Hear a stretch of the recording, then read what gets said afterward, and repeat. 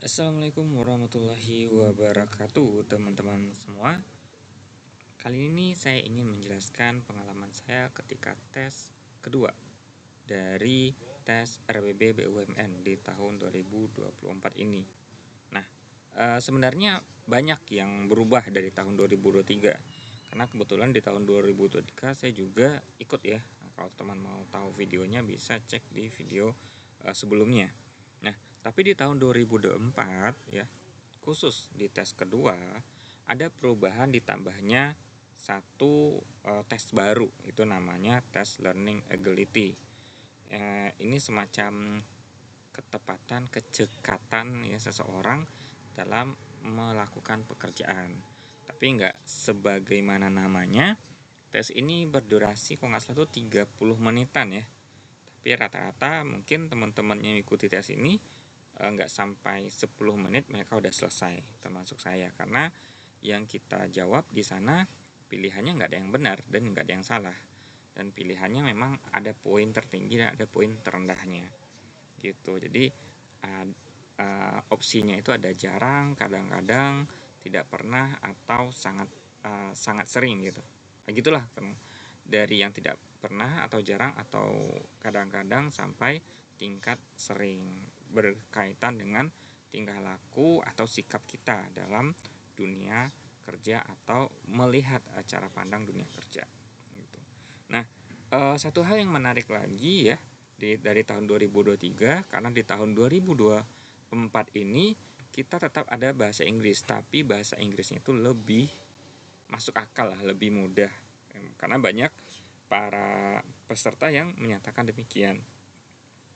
Walaupun dari saya sendiri yang merasa kurang dalam bahasa Inggris, merasakan hampir sama ya, sulit juga, terutama memang di reading ya, karena reading tuh semuanya teks ya, udah pasti ya, namanya semua teks yang ditanya yaitu following the text gitu ya, the title atau topic of the text gitulah, kayak gitu. Jadi itu kesulitan jika kita tidak membaca teksnya, tapi teksnya sangat banyak sehingga untuk skala prioritas ya agak sulit kita untuk membaca seluruh keutuhan teks. Maka banyak yang terutama saya sendiri ya, banyak jawaban yang terpaksa saya eliminasi, mana jawabannya mungkin dari 4 opsi yang diberikan.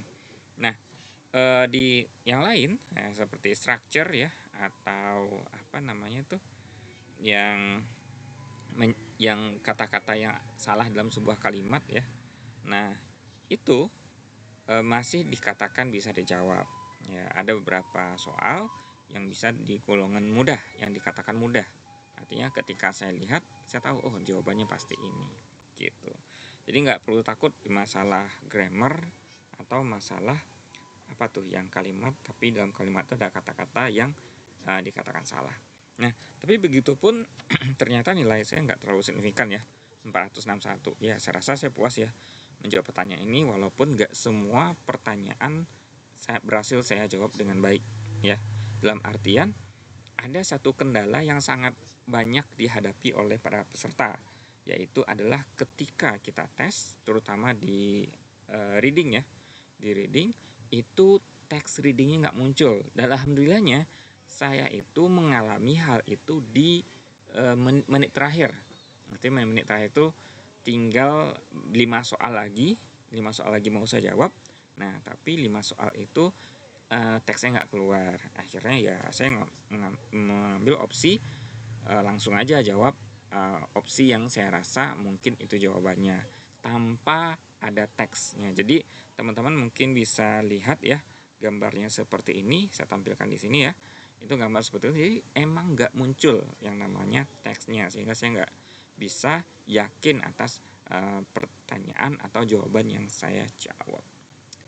Itu sih alhamdulillah saya dapat lolos dengan nilai yang ya cukup lah, pas-pasan. Semoga bisa lolos hingga jadi pegawai BUMN, amin. Mungkin sekian pengalaman saya saat ini, terima kasih, see you for the next video.